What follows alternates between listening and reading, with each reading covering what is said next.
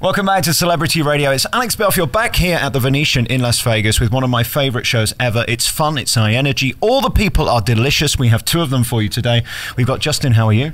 I'm great. How are you doing? I'm not bad. And Becca, how are you? I'm great. Thanks for having us. It's really nice to talk to you. And this show, of course, is full of energy and it's the feel-good show of the century. And I think that's the reason it runs and runs and runs. Every song's a hit.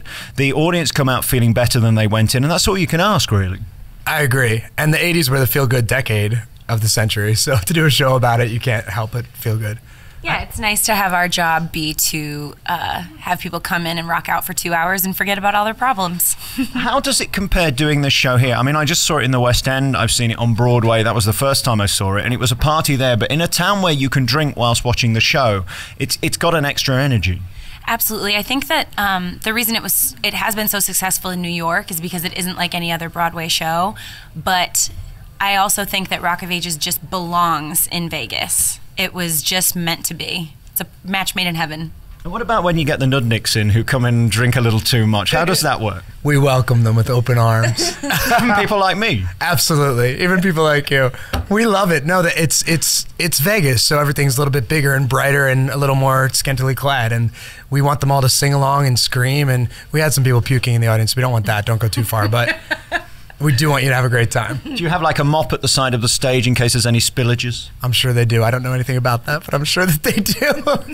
For various reasons, of course. Now, I've got to talk about the bleeding obvious, which is that you're both delicious. Congratulations on that. Being a deeply unattractive man, I'd never get a role in this show, would I? A deeply ununattractive? Is that what you said? That's not true. That's not true at all. No, but this is a show for sexy people, isn't it? And attractive people. I mean, I think so. There's a couple characters in the show who got a little extra pounds. They got mullets put on. They got, but the girls definitely are all sexy. Yeah, we got some, Everyone. We got some smoking hot girls in the show. So you're saying I could do the ugly fat guy role? Is that what you're telling me? Well, you're not fat, but I'm not delicious either. I wouldn't say that either. So tell me about you. How do you get here? I mean, it's every performer's dream, I suppose, to do a musical. To do it on Broadway is amazing in the West End, but in Vegas, there's got to be an extra energy. Is this more thrilling in the line of where you do this show? How does it compete? Well, this is the first time I've been in a long-running production like this, and so I can't really compare it to any other situation per se, but I think that it's amazing to bring in these crowds every single night, and it's been running for over a year. I think it's not going to close anytime soon, and to be a part of something like that is amazing. And of course, Sherrie is sort of the sexy role that everybody falls in love with, and you get some of the biggest hits in the show. How does it feel? I always ask this question, when you've got those big numbers that everybody recognizes immediately as soon as they start, and you're it. I mean, if you cock up the lines, they're going to know these aren't sort of songs that are obscure. Everybody knows them. That's very true. There is a little bit of added pressure. There are some times when I'll sing the first couple lines of a song, and for Justin too, where people are like, "Oh, I got it," and they start cheering before you even get into it.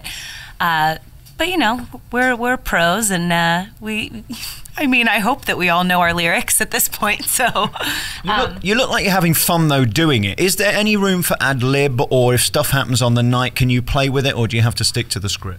Absolutely. I mean, we mostly stick to the script, but if something happens, someone shouts something out, we kind of can play with that, especially the narrator, who's Mark Chinook, who plays Lonnie. He kind of has a banter with the audience back and forth, and he'll go off script a couple times, surprising me even. I sometimes don't know what to do. Is that fun though? It keeps you on your feet, because I mean the last thing you want in a show like this is getting bored, because then the audience will pick up on it. For real, yeah, absolutely. And it does keep you on your toes. He always keeps us on our toes. Yeah. But yeah, we everything changes every night. There's always something a little bit different, and that's when you're in a long running show like this. That's the great part about it. And of course, you're here at the Venetian, which I think is the world's biggest hotel. I mean, it literally takes you 35 minutes to get from your car to the theatre. It's packed. There's hundreds of thousands of people coming and going. What's it like working here? Is that an extra sort of strain, or does it just give you more energy? This is one of the most beautiful hotels in Las Vegas, and I feel really lucky to work here. And it's a beautiful view. We get a really great demographic. I think that it's amazing. I have no complaints. I love it. It is kind of a hike, but it's a nice hike. It is. They do decorate it pretty wonderfully. So it is a nice hike to the theater. And we talked about being clinically obese earlier, as you pointed out that I was. How do you avoid all the restaurants? I mean, you walk past 50 of them coming here. There's buffets everywhere where you can eat as much as you like. I mean, you being fat ain't going to work on stage, is it? This is true. This is true. And I think doing the show has something to do with it because it's so much cardio. It's nonstop, especially for the two of us, running, singing, dancing, and jumping off bars. So we get quite a workout. And so we can hit up those restaurants and eat. And this air, I mean, it's very dry. They tell me it's very different to Broadway air. How do you cope with that vocally? Yeah, it was a big adjustment for most people, I think. As a singer, you got to stay hydrated. I mean, the average person, it's hard to stay hydrated. So for us, it's an extra added thing. Allergies have been like kind of crazy this year, but you just got to stay healthy and be smart and get your sleep and take your meds and, you know, do what you got to do. And what about doing the show drunk? Would that help with you staying, you know, liquefied? No, I wish. I think it'd be a really cool experience and a lot of fun, but I'd be really scared that I would forget words and lines and slur things, or, you know, there's times we have to lift the girls and I couldn't do that.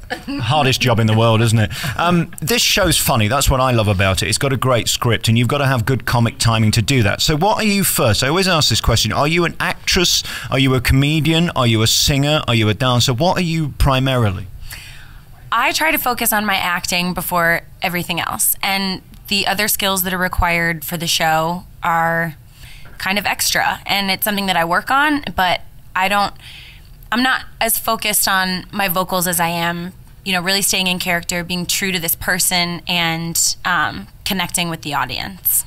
And talk about the songs. I mean, this has got every song in it. Probably Don't Stop Believing has to be the biggest, the most famous, and the one that everybody looks forward to. Yeah. But I mean, it is one after another of I love that, I love that, I love that, especially if you're of our generation. It's all the biggest hits from the biggest songs of the 80s. So every time a song begins, they're screaming. Don't Stop Believing, of course, you hear those first couple chords, people go nuts. Mm-hmm. Some of them, they might be like, wait a minute, I remember this one, I haven't heard this in so long, you know? And that's a great thing to also experience with them. But I have so many favorites, I don't really know how to pick one because there's so many fun moments in the show. And they're sort of anthemic, aren't they? They're big tunes that everybody remembers. Mostly have been used in films and on adverts. Whoever came up with this idea is a genius for that reason, that you can't fail to get sort of embroiled in the silliness of it in terms of the story, but the power of the songs.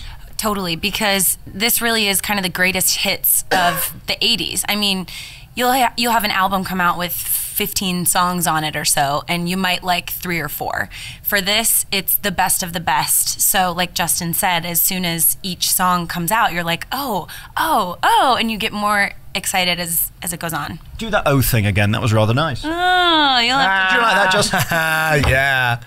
She does that in my ear during the show at one point, literally. That's how you end up losing lines. What is it like backstage? I guess you've got to have a camaraderie. You're spending far too much time together if you all hate each other. We despise each other. No, we love each other so much. We are together all the time, and most of us aren't from Vegas. We came in from LA or New York or different places to live here and do the show. So we don't have family here, we don't have friends here, we have each other. So it is like a tight-knit group family, and I love it. And you're doing 37 shows a week, something like that? Sure. This makes us sound more impressive. No, we do 7 shows a week. We have one night off, which is a Monday, then a double show on Saturday. How does that feel then? I mean, you start the first one knowing you've got to do exactly the same thing in 5 hours' time. How do you cope with that? What is the psychosis?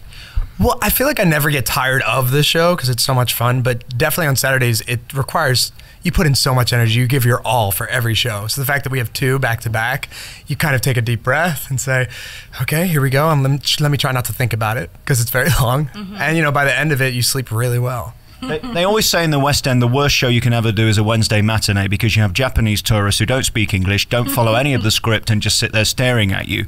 I guess that's probably not the case here because it's such a transient sort of market where they're coming in and going.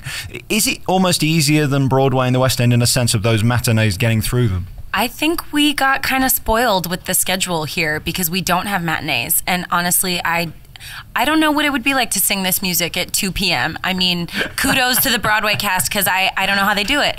You wake up at 6. Yeah, exactly. It's like you'd have to wait. Yeah. Oof. yeah, I love our schedule, and I do think that we are a little bit spoiled. And you can't really phone this in. You've got to be shot out of a cannon from the second this thing goes up. This ain't no Les Miserables, is it? No, from the get-go, the moment you step on stage, my first thing I do is scream. And it just keeps going. It's nonstop. And even backstage when you're running around, crossing, changing, getting ready for the next scene, it's nonstop, and before you know it, it's over. And of course you get to meet the punters in this show. That's English for you get to see the audience. You are within the audience for much of it. How interesting is that? I mean, you must see things that probably you shouldn't be seeing, or see reactions that you prefer not to see. I love that the audience is involved. I think it's what makes the show unique, and it brings you more on a personal level, and you feel like you can really connect with people. And that's why we get into this anyway, right? Is to entertain and to communicate. We run through the audience, the two of us at one point, and our Stacey Jacks at one point, he's drunk in the audience, laying on the women and kissing on them. And we've seen, they're right up there. The first few rows we could see, because the spotlights are in our face, you can't see too much past there. But you've seen ladies pull their boobs out, and people making out, people touching each other inappropriately. Wow. People get up and dance, and you know, we encourage that. Hey guys, congratulations on this show. If you want a fun time out, a guaranteed laugh, and also great tunes that everybody can sing along with, and you sort of encourage that. I'm not one for audience participation, but this is a show that you've got to sort of be part of, not just sit there and watch. If you're going to do that, it ain't going to work. Absolutely. The more involved the audience is, the better show they get, because it fuels us so much. Their energy just brings us to life. How long have you got before you go on, and what are you thinking? I already got to start on my makeup, so let's see. In about 20 minutes, I'll put my hair up under a wig cap and get that thing pinned on and change my clothes, and we're ready to go. Yeah. Slightly insulted. I thought she'd done makeup for me, but there you are. Can't have everything, can you? Hey, listen, really nice seeing you, and thank you very much for this show. Vegas needs a feel-good show, and I think that's why the Venetian brought you in, really. Every night, sort of standing ovation. Have you ever had a show where they're not on their feet? No, I don't think so. No. Whether it's at the end of Don't Stop Believing or the beginning, people are up on their feet for that number. People are on their feet. And when I first saw the show in Los Angeles, I was on my feet, and I went alone. I just went alone to check out the role because I knew I was auditioning, and I jumped out of my chair by the end. When you go and see somebody else do it, are you likely to do what they do, or do you have to make sure you do what you do? No, I always make it my own. I watch it for the show as a whole to get an idea of the character and what I'm supposed to be doing for the audition, but then I kind of forget all about that and just do it myself. And again, when you go and see who's playing you on Broadway or in the West End, do you ever think, oh, I'll nick that idea, or do you think, no, I'm better than them?